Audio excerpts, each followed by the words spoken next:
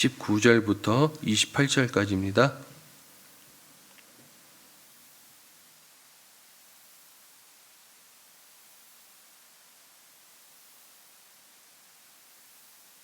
시편 35편 19절부터 28절까지입니다. 우리 한 절 교독하고 28절 같이 읽도록 하겠습니다. 제가 먼저 읽겠습니다.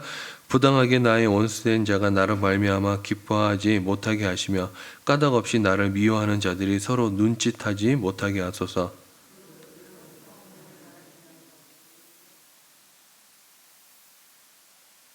또 그들이 나를 향하여 입을 크게 벌리고 하하 우리가 목격하였다 하나이다.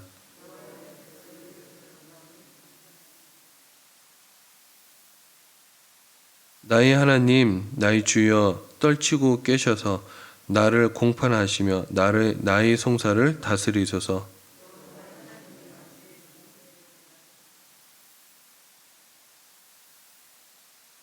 그들이 마음속에 이르기를 아하 소원을 성취하였다 하지 못하게 하시며 우리가 그를 삼켰다 말하지 못하게 하소서.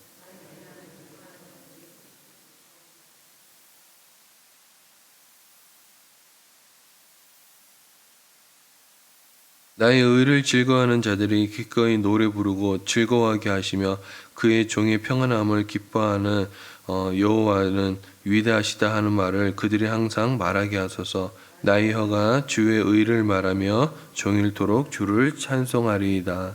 아멘. 오늘 시는 어제와 마찬가지로 다윗이 사울에게 쫓길 당시에 그 억울함, 또 나는 죄가 없는데 내가 왜 이렇게 고난의 세월을 보내야 했던 이 다윗의 억눌렀던 마음들이 한꺼번에 분출되면서 이 화가 난 거죠. 이제 격정적 호소와 함께 악인들에 대하여 심판해달라고 고발하고 있는 내용입니다. 오늘은 그 후반부인데요. 19절부터 28절까지가 마지막 후반부인데요. 이 원수들의 부당하고 이 사악한 핍박의 상황을 언급하면서 하나님 공의의 하나님 아닙니까? 하나님은 정의의 하나님 아닙니까?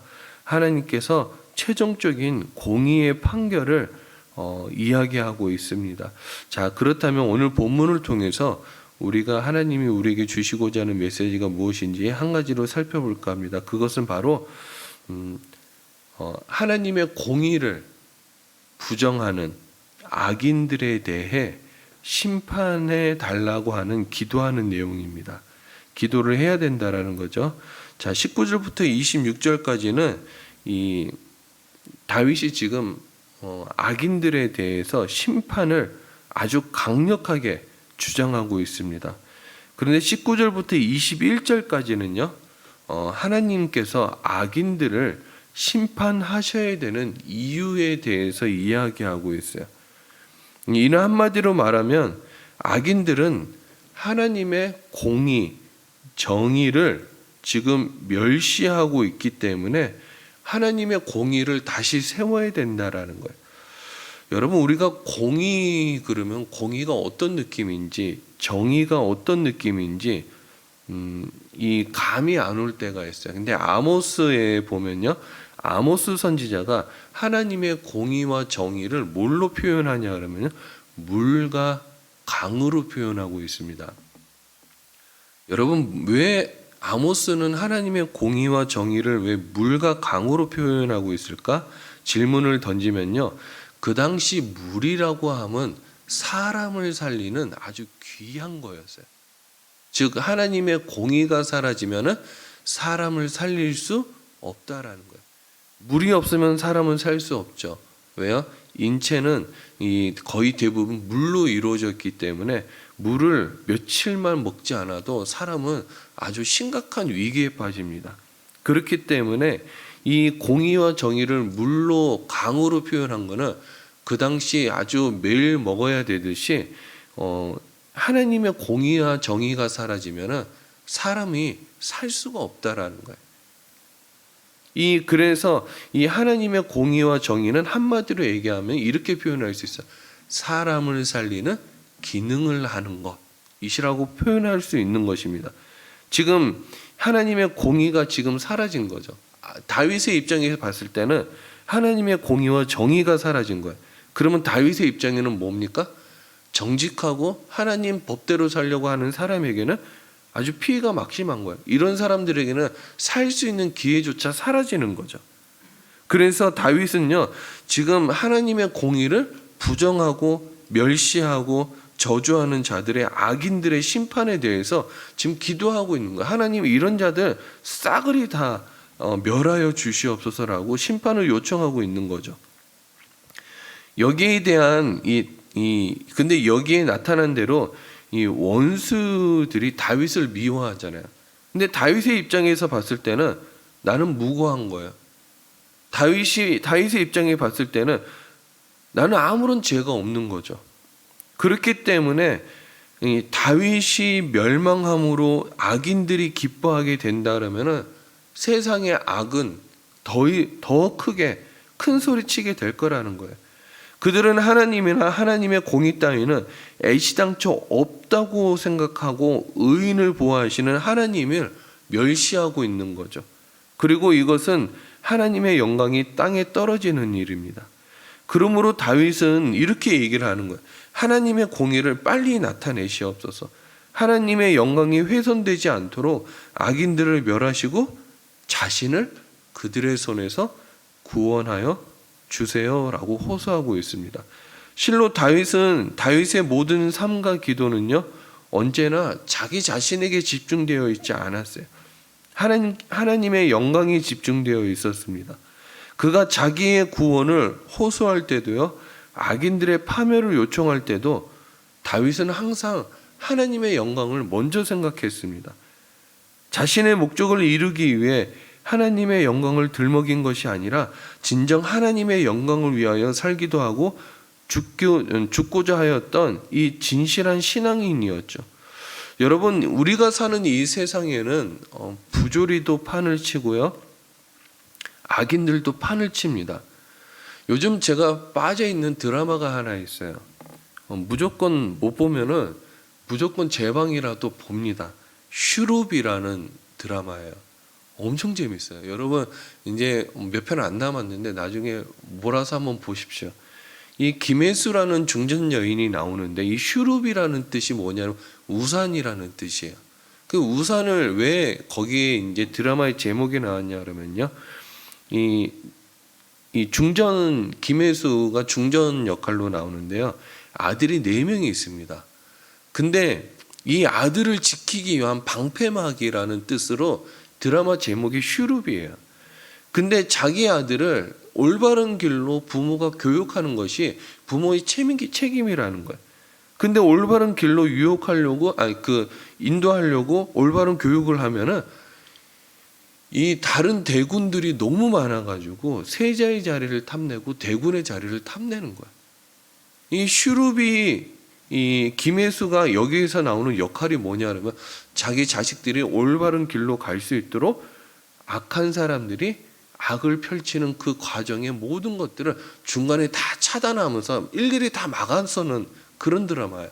그럼 여기는 이제 이 부부 관계거나 고부 간의 갈등 안에도 순수한 마음보다는 정치적인 역할도 필요하고, 그 다음에 대신들과의 관계에서도 우호적인 관계도 필요하고, 하여튼 보면은 포인트가 너무 많아요. 자식을 보호하는데 포인트가 순수함으로 올바른 길로 인도해야 된다고 하지만은 여기에 보면 세상의 악은 너무나 판을 치고 있다라는 거예요. 여기서 어머니가 나서서 보호해 주지 않는다 그러면은 대군들은 이미 싸그리 다 죽거나 없어질 판인 거예요.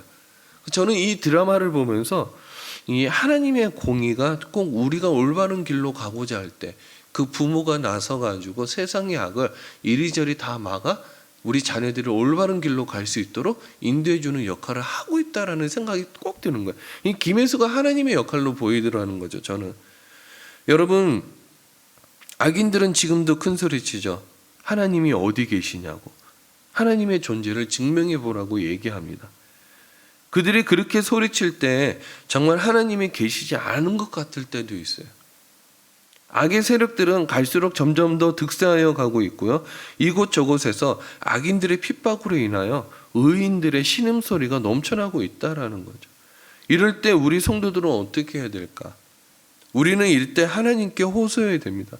어떤 호소를 해야 됩니까? 우리가 올바른 길로 가고자 할 때 우리를 방해하고자 하는 악인들의 세력을 하나님 심판하여 주시옵소서. 물론 여기서 개인적인 원한을 가지고 기도하는 것은 우리가 좀 삼가해야 될 줄 압니다. 그건 성도에 대한 합당한 태도가 아니죠. 성도는 죄인 자체를 미워해서는 안 됩니다. 그러나 우리는 하나님의 존재가 무시당하고 하나님의 공의가 멸시당하는 것을 볼 때 악인들에 대한 심판에 대한 기도는 우리가 해야 될 몫이라는 거예요. 악인들을 심판하여 하나님의 공의로우심을 나타내 보이고 그로 인하여 하나님께 영광을 취하도록 우린 기도해야 됩니다. 세상 사람들이 아니라 기독교인들은 참 이런 기도는 안 하는 것 같아요.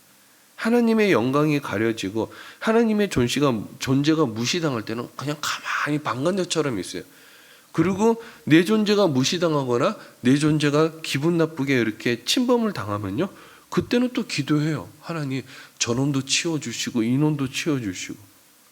여러분, 하나님의 공의가 아주 궁지에 몰릴 때, 하나님의 존재가 궁지에 몰릴 때 하나님의 영광을 위해서 여러분 기도해 본 적이 있습니까? 좀 한번 물어보고 싶어요.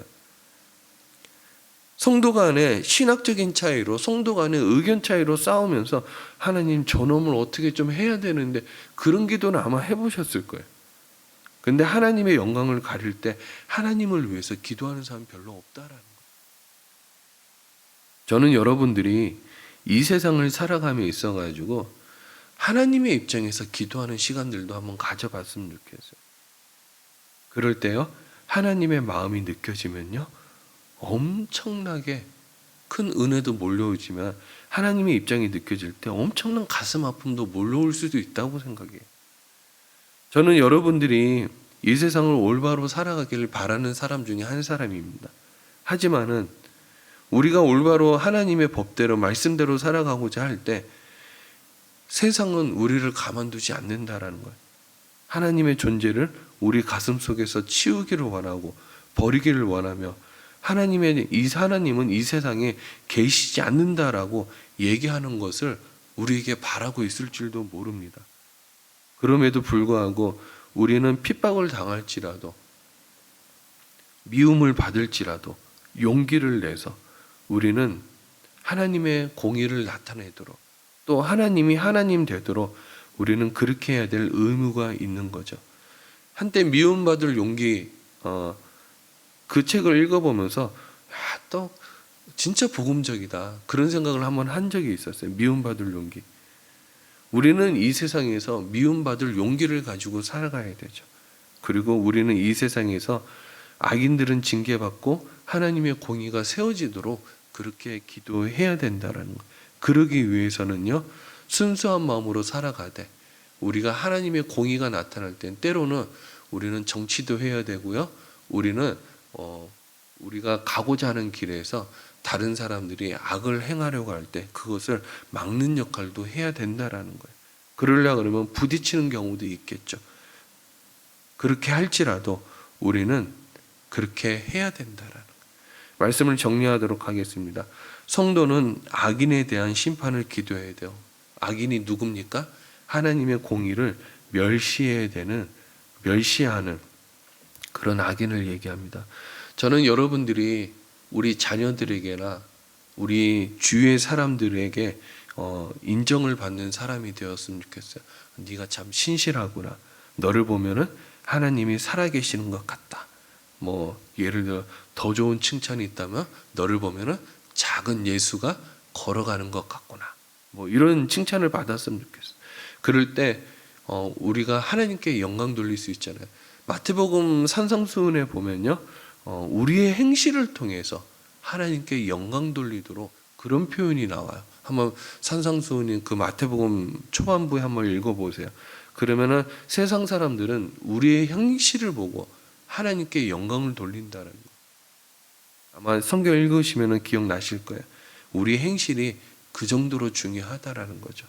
저는 여러분들이 어디에 있든지 하나님을 나타내고 하나님께 영광 올려 드려 또 하나님을 나타내요. 세상 사람들이 하나님 계시구나 하는 작은 예수 또 좋은 모델이 되어 이 세상을 복음으로써 내 몸으로써 행실로써 그렇게 전할 수 있는 여러분들이 되길 주의 이름으로 축복합니다. 자, 우리 함께 기도하도록 하겠습니다.